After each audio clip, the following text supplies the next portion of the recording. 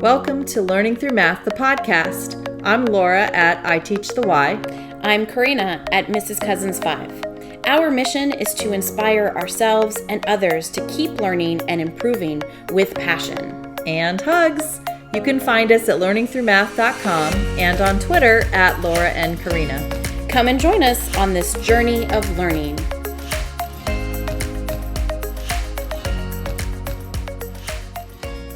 Thanks for joining us. We are recording this in September of 2020. And welcome to episode 13, our favorite number sense routines. We want to give a shout out to Christine. She said that she's been enjoying our podcasts and that they've been a good reminder of things she needs to keep on the forefront this year. That's super important, right? Right, yeah. We also want to give another shout out to our first reviewer On Apple Podcasts. on Yay! Apple Podcast. We want to thank Shore6 for writing this review. It says, Finally, there's a podcast dedicated to elementary math. In my head, I've wanted to start one. Hasn't happened yet. But Laura and Karina have filled the void, and they do it so well. I hear their respect and camaraderie, and literally I'm laughing when they laugh. Oh, thank goodness. Thank goodness. The topics so far have been pertinent and in real time for our current state of education. I'm so glad you two are on the air. Keep it up, ladies. I look forward to the new one each week, and thanks for the shout out. Yep, you've made it to California. Ooh, we're California dreaming. Which is great. Thank you so much for writing that, because we don't know who we're reaching, if we're reaching. Right. We're going to reflect back on last week's episode, which was a dozen icebreakers. And we thought, here's our baker's dozen. We're going to add one more icebreaker. Here's That's a bonus one.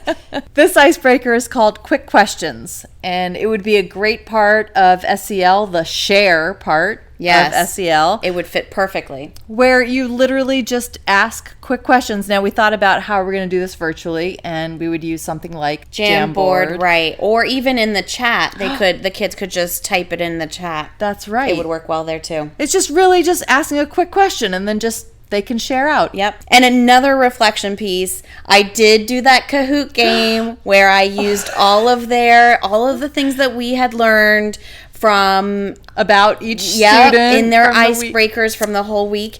And you kept good notes? I did. Wait, did you end up using a table and write things down? How did you keep your notes? I just used a notepad paper and just wrote their names and just listed those important things or the things that they were sharing as they did it. Us. So yep. Really, you didn't organize it. I didn't. I just listed.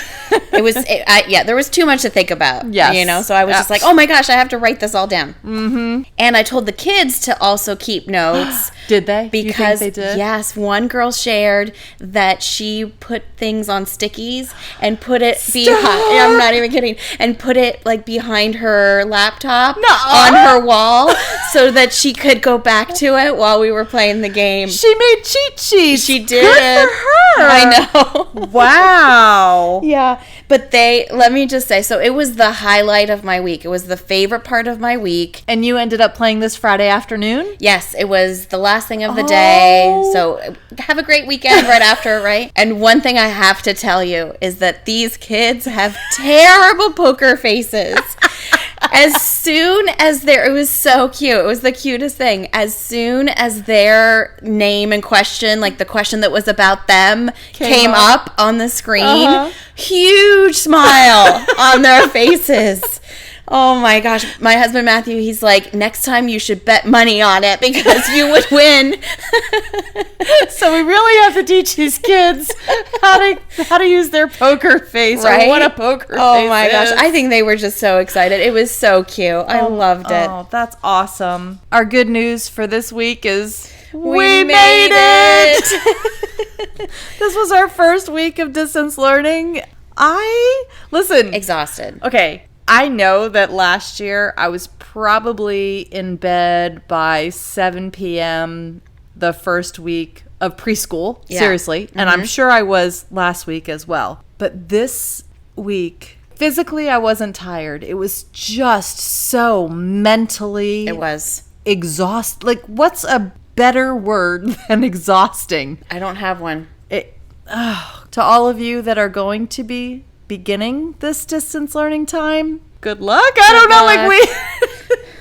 And my sleep... You'll make it through. It will be all right. I haven't been sleeping well. And did you see I posted on Facebook, somebody came up with the term coronasomnia. Oh, I did see that. That's it. I got it. That's it. So this is just a whole different level of... exhaustion. Yes. Mm-hmm. Let's get into this week's topic. So we have something fun to talk about. What do you think? Oh, yeah. I'm ready. Okay. These are going to be some of our favorite number sense routines. If you have not listened to our episode 2, which is really, we know it's our first episode because our first episode was really just about us and it was about number talks. Number talks. And that is by far my number one most favorite number sense routine. Me too. It is it. Like that's the one. So if you don't do any of the others, this is the one to do. Number talks are like the heart, right, of a math classroom, I think. Just like the library is the heart of a reading classroom, right. Number talks are the heart of a math classroom. I think we should put that as one of our cute little sayings. I think so. I just came up with it now. It just hit me now. You did. A number talk is a very specific number sense routine that focuses on 4 things. Accuracy. Of course, we want to have the kids get the answer right. Yep. Flexibility. We want them to be flexible with their numbers. Efficiency. Of course, we don't want them to do things in 100 steps if they can do it in 2. Right. But one thing to note there is that what's efficient for me is not efficient for you. That's right. And then the 4th one is choosing an appropriate strategy. If you have never heard of Ruth Parker, Kathy Humphreys, or Sherry Parrish, go look them up. Yep. Just go back to our episode 2, listen to that. And everything is linked there. Exactly, for number talks. The next one is... everything Steve Wyborney. Everything. Everything that man has created is amazing and make for excellent number sense routines in the classroom. They're all prepared. They're all done. It's all free. Yes. You just have to load and start. That's it. That's right. They're amazing. We did talk about Steve Wyborney in our episode 10 ways to use 10 frames. So if you haven't listened to that one, go back and listen to it and you'll get a small sense about what Steve Wyborney offers people. Right. Steve Wyborney has created a 21st day of school number sense routines and they're all resources that he has on his website. In the first 5 days, he introduces estimation Clipboard. Okay. And basically it shows the first picture, kids have to estimate how many objects are in the jar, and then the next picture is like less or more. Oh, so they're using their first estimation to help them with the second. And then the third is like the opposite. So it'll be less or more. And again, so now you have a range, right? Kids will know that it'll be between these two numbers. Okay. And their estimations get better and better and better. So it's a great conversation piece of how do we estimate? What happens? How can we get clues to help our estimation? And it's just fun. The kids just have fun. Eat it up. Yep. Our third favorite number sense routine is, it's called a couple things because it's very similar, but either count around the circle and choral counting. I just started using these last year. And let me tell you that they are so important to use even in 5th grade. You know, when I first heard the strategy, counting around the room or counting circle or choral counting, I thought, this is primary. This is K1 and 2. This is not for 5th grade. It must be done in 5th grade. And above. 100%. I found them so beneficial when it comes to rounding because, and using decimals. Because if you tell... rounding when using decimals? Yes. Okay. So rounding decimals. If you ask kids to round a number to the nearest 10th and you ask them what 2/10 is this number between, I get blank stares. So I don't know about you, but I get blank stares. They're like, what do you mean, what 2/10 is this number between? They don't know that language. They don't know that question. They don't understand what it means. Using the count around the circle routine, we're counting by 1/10. Right? So I talk about how each one of those numbers is 1/10. So which 10th is it between, right? That's awesome. The difference between count around the circle and choral counting is that count around the circle is where just one student says the answer, whereas choral counting, everybody says the answer at the same time. There's pluses and minuses to both of them. The main thing about choral counting is you really, as the teacher, have to be able to hear what every kid is saying, because if they start counting wrong, yikes. Yeah, that's where we've got to... But what I do love about Count Around the Circle is, and I even used this last year when I was modeling this number sense routine in a kindergarten classroom, is that, I would say something like, okay, I'm going to start at number 3. And, I'd motion all the way around the circle. What number is so-and-so, the last person going to say? And some kids would start counting, and I'm like, no, let's just estimate, take a guess. So all of these just help their estimation strategies, which totally benefits their number sense. Yes. Yeah, when I did that with fractions, it was really interesting to see what they would say. If we started at 2 1/4 and we were counting by fourths, some of them were way off because they didn't realize how many fourths, right, are in a whole, right, and how many numbers will still be, or how many people, as you go through, you'll still be on 2 wholes, right? And you haven't made it to the next one yet. When you gave that to me last year in your PowerPoint to share with my 5th grade students, it was very interesting to see, like, if we started at 1/4, how many kids said 4/4 or 1 whole. And then they would say the next kid would say 5/4 or 1 1/4. Like, it was very interesting to see if they said both, if they only said one, which one they said. Right. Which, as you're having the kids count around the circle, it's very important to write it down. Yes. Or have some kind of visual model to go with it. Because afterwards, you don't just leave it there. Right. Right? You want to talk about the patterns that you're noticing and the relationships of numbers. Yes. And that's what makes it a powerful number sense routine. That's why I like it so much, because of the conversation that comes out of it. And we'll link that book into the show notes, and we'll also put it on our resources page. Yeah. The Choral Counting and Counting Collections book, which we didn't talk about counting collections, but that's okay. Our 4th one, I love this one. It's Which One Doesn't Belong. And it's different from the Sesame Street of, one of these things is not like the other. That's the one that we grew up with, where they had 3 of the same shoe and then 1 big shoe. Yes. Well, this one, there's 4 different images on the website that I'll link to there, and it's wodb.ca, another Canadian thing. Yes.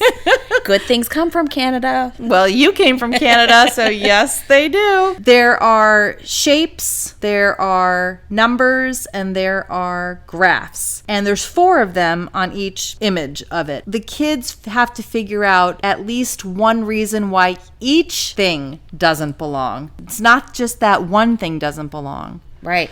They each have a reason for not belonging. At least one reason. Yes. When after they take their state assessment and we're waiting for other kids to finish, but we have to be quiet. Right. 2 years ago, I did this with a group of 4th graders, and I just put it on the whiteboard. They were all up at the front with me, and I wrote down so many things. I'm going to find that picture, and I'm going to put it in our show notes, too.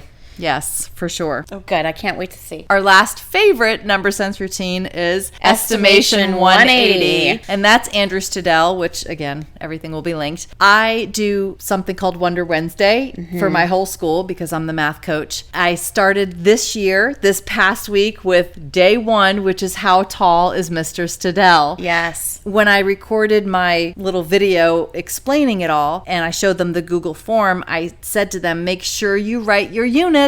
I don't want to see just a number. It was so cute to see what the kids have written so far. And my form always closes on a Monday at 2:00. Okay. So that I have the night and the next day to look at everything, disaggregate the data, see what they wrote, and then record the next week's episode. Right. Once they know how tall Mr. Stidell is, the next picture, which I love how we did this, is how tall is Mrs. Stidell? Yes. But it really does say about how tall, because I don't know if I want to give it away how tall he is, but once you know how tall he is, and if a kid is, really close to that, I'm going to give them a shout out, because it is all about estimating. If they're way off, if they say 5 feet, and I've already told them I'm 5 feet 5 inches tall and he's taller than me, well, that's that's a little bit far off. But again, we will get better at Right. estimating. But once you know his height, you can use that as a benchmark to figure out about how tall Mrs. Stadell is. Right. And then he has his kids, and then it's super fun.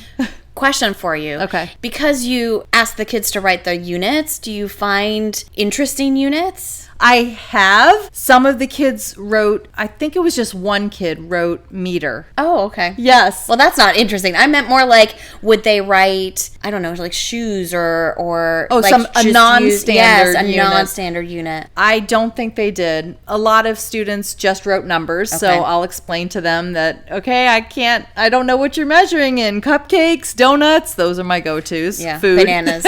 Yeah.